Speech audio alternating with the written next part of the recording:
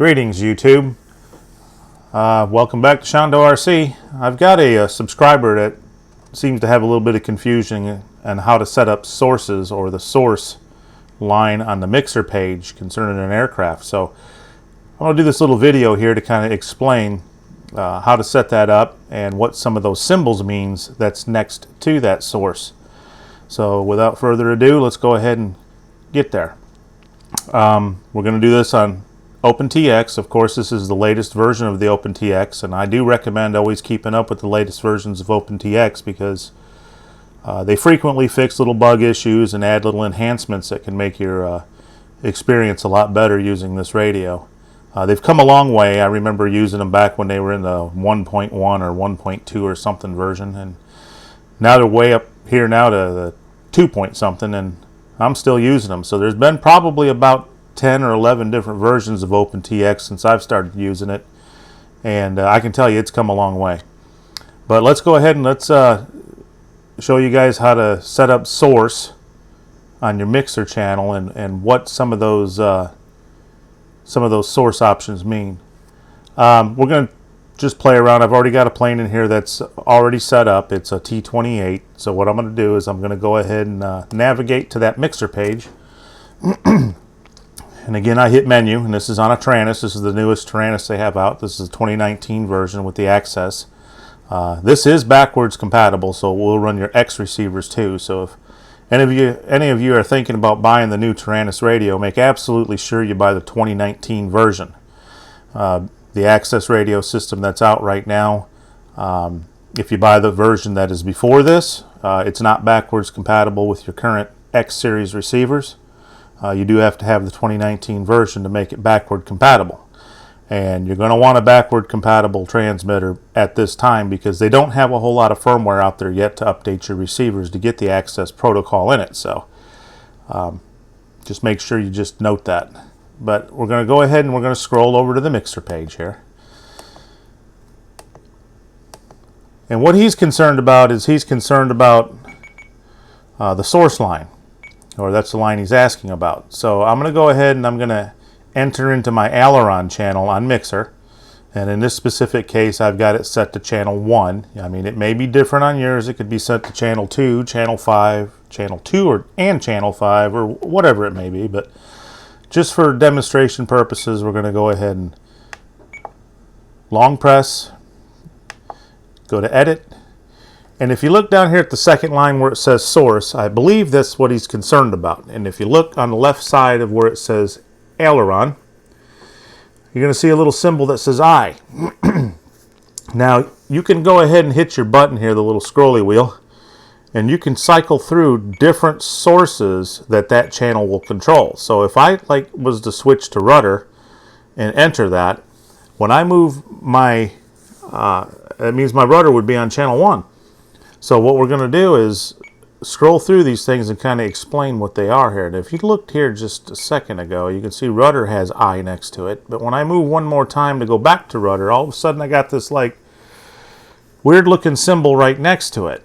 But you see what that little symbol is it's got that little line that looks like a smiley face on the bottom and a dark dot at the top. What that is that's supposed to be a really cheap picture of a stick. You know, like your sticks. So that's what it's signifying. But I'm going to explain what the difference between I and that stick is. So, but there's other things in here you can scroll through. And he was asking what he should set his to. Well, if you look at these symbols, what you're looking at here is these are signifying your switches or your pots. This in this specific instance is going to be my left pot switch. You see that one here, it's like a volume knob. Well, if you look underneath it there, it's labeled S1. Well, that's what that said there was S1. So if you look at the little symbol next to it, it's just a cheap picture of like a knob. So that's kind of what that means. And then you've got other things here like left slider. These are your slider switches. Right here, that's what that means. And they, again, got a cheap picture of what looks like a slider switch.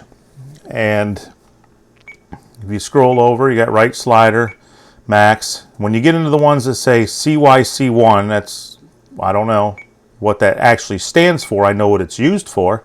These are used for things like helicopters and things like that. So that's completely irrelevant to what we're discussing here today, because we're not messing with helicopters. I'm not a helicopter expert by no means.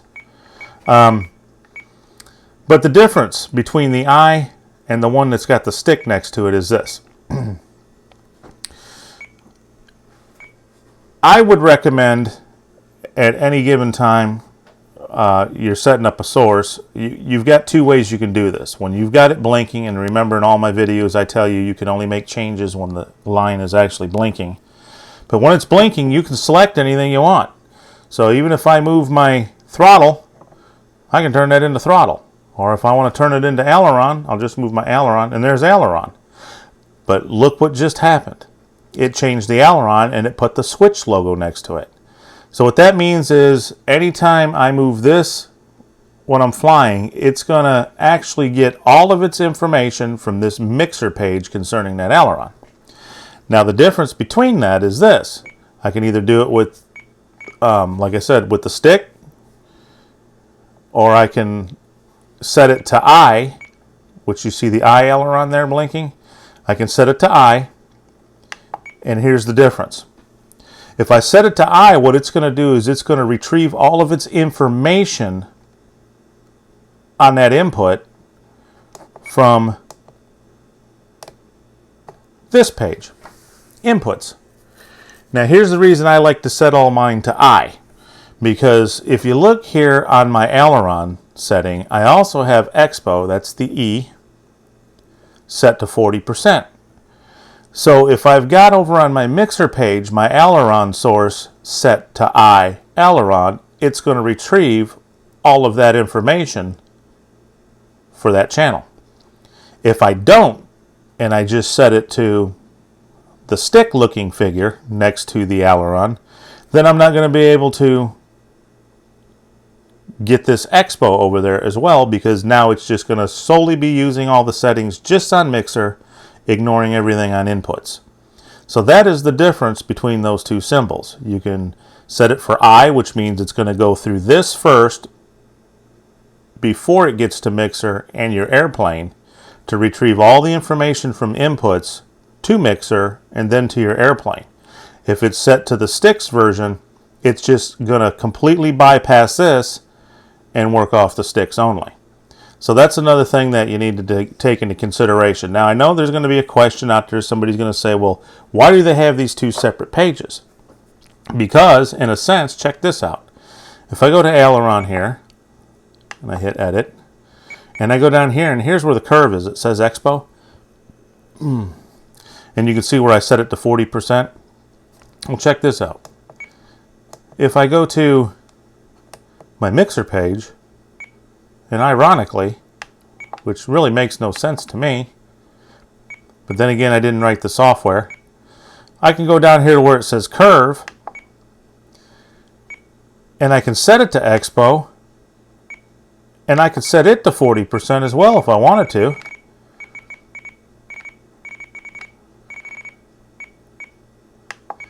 And then I could go back up here where it says aileron, get it blinking again, move the stick. Oops, sorry. Okay, set it to there, and now I'm working solely off this page, but yet I still have Expo. So you're like, well, why use one page versus the other? Well, here's why. This page here, if you look at Mixer, if you scroll on down a little farther, it's got other things that it'll list down here, like delay up, delay down, slow down, and you're wondering what those things are? Well, if you have like flaps and you don't want them to like move extremely fast up and down every time you flip the switch or whatever, you can make it look real cool and be a little bit easier by making them slow down, and they'll slowly start to go down or slowly start to go up when you flip your switch. That's what your slow up and slow down is. The delay up and down means that when you flip the switch, you're not immediately going to go up and down. You can set that, by changing these numbers, adding numbers to it. That means there's going to be a delay before that control surface moves. So these are things you can't do on inputs. And the inputs page has another series of things its own, because what I just showed you, that can only be done on mixer. Those are things that are being mixed into that channel. But what I recommend is setting your expo always. And like you see, I had expo set on this channel, but I'm going to take it back off. Just always set your expos on your inputs channel. That's where you're going to want to set your expos. And then make sure that when you set your source, whatever that source may be, whether it be rudder, aileron, throttle, or whatever it may be, set it with the I in front of that, because then that means it's going to go through the inputs page to retrieve all that information, and then it's going to run it through the mixer before it gets to your aircraft. So that's how that works. And he was also talking about seeing some Pac-Man symbols and stuff, and less than and greater than symbols. I can explain a little bit about that, but that is a little more advanced. That kind of stuff is. Let me get down there and show you probably where he's seeing that at. If I go over here to mixer and go back to my ailerons, hit edit, he's probably seeing that down here. If he's seeing it up here at all, because he says he was seeing it up there when he would select a source, he'd see the stuff that kind of looked like a Pac-Man or the less than or greater than symbol. He may be running a different version of OpenTX. That's why I would recommend going ahead and upgrading it, because they take out a lot of unnecessary things and try to make it a little more user-friendly every time they come out with a new release. But he's probably seeing that here in the curve where we set the expo earlier. If you roll it again, you can go over to where it says function, and then you can go over here and you can select this, and then you start getting algebra. These little symbols here that, okay, if x is greater than 0, or if it's less than 0, you see that there? I flipped it. And then there's some other things, x, whatever that means, I don't know. I do know what they do. I'm just not familiar with what the letters are on all these things here, because I don't use any of this on any of my settings and any of my aircrafts. What these are is they're kind of like logical switches, which is on another page inside of OpenTX, where you can set up specific functions to occur only if certain conditions are met, which I had explained earlier in a message to him. Was say you're flying your airplane, and or let's say it's a glider, you want your spoilers to deploy. Well, but you only want them to deploy when your throttle's at 50%. And if a switch is in a specific spot, well, that's where those kinds of things would come into play. You'd set up those kinds of functions or whatever to where, your spoilers would deploy only if you're at 50% throttle. If you're at 20% throttle, they won't deploy. And they'll only deploy if the switch is in a certain specific spot with it at 50% throttle. Or your flaps, you don't want your flaps to come on if it's ever at full throttle, so you only want to set it to where your flaps will come on at 50% and below. Those are the kind of things for logical switches and setting up that greater than, less than, and it does things with throttle. It's confusing.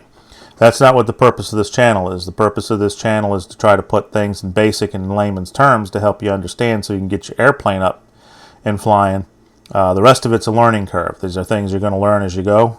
You're going to research, you're going to find out on your own, and you're going to have a little fun with it.